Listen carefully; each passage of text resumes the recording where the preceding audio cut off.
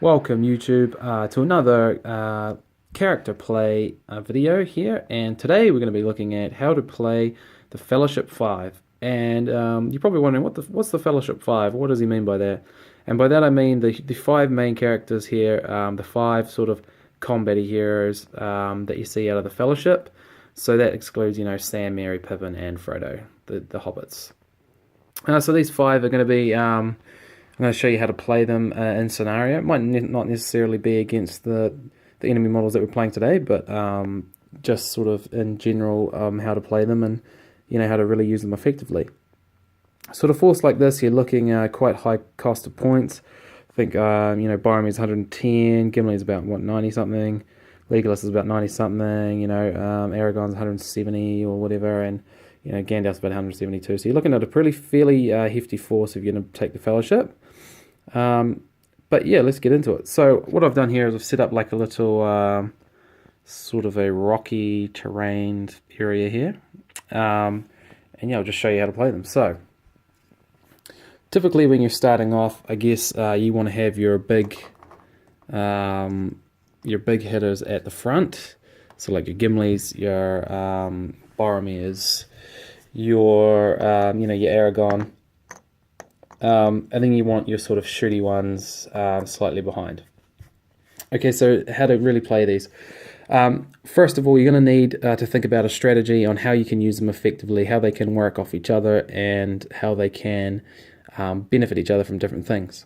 So to use the Fellowship effectively, you want to keep them within 6 inches of each other. So that way, if they do get into trouble and they need to call heroic combat, heroic moves, things like that, all the heroics, you're going to be able to move them all together. So moving on, we've got the goblins here, and I'll just move the goblins. Let's get this thing out of the way. We'll just move the goblins, all up here, kind of thing. There's a few of them.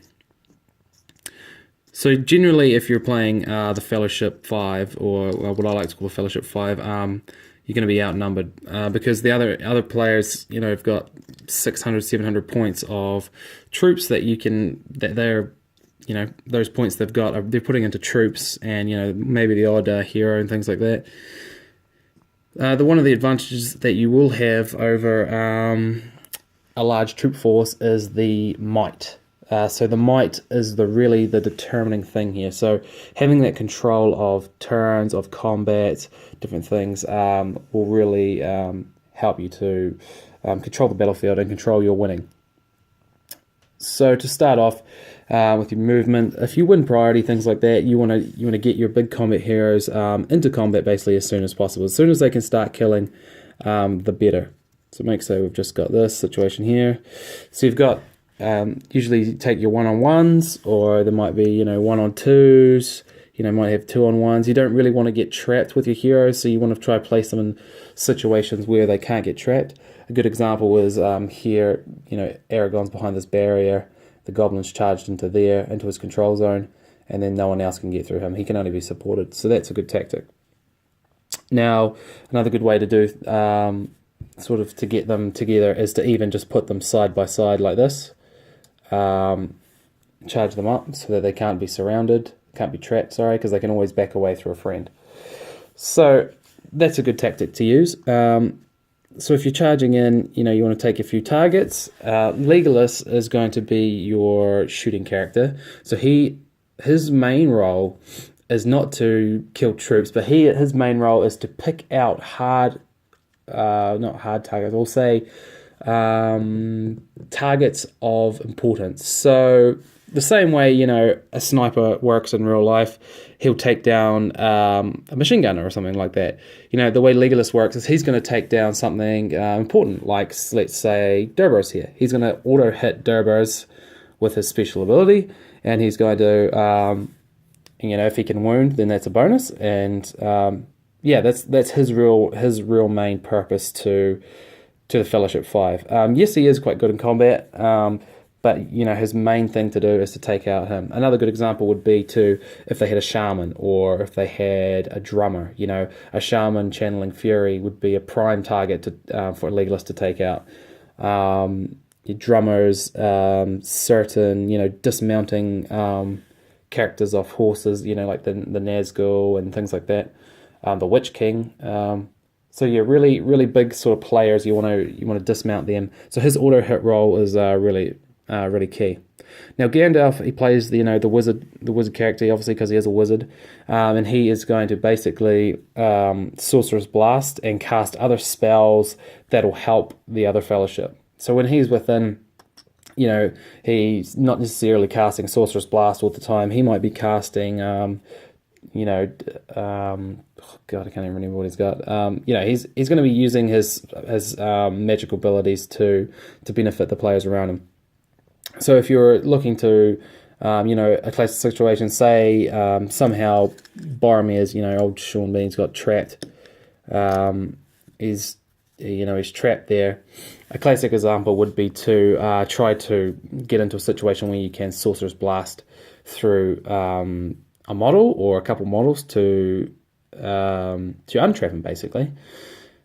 So with the combination of Gandalf untrapping heroes using his will, you've got Legolas who's auto-hitting, big heroes, dismounting things. Your Aragorn, we'll talk a little bit about Aragorn here. He is, he's got most of them. He's got, I think he gets a free might point a turn, does he? Something like that. Yeah, I think from memory. So what you want to do with him is just keep calling heroic combats with him, or heroic moves kind of thing to get out of trouble. Mainly heroic combats, I would say, would be the best and the most effective, so you can just keep killing. He's got those 3 attacks. He's really good with, his fight value, and his strength value is really good. So keep rolling to kill and, get those heroic combats going.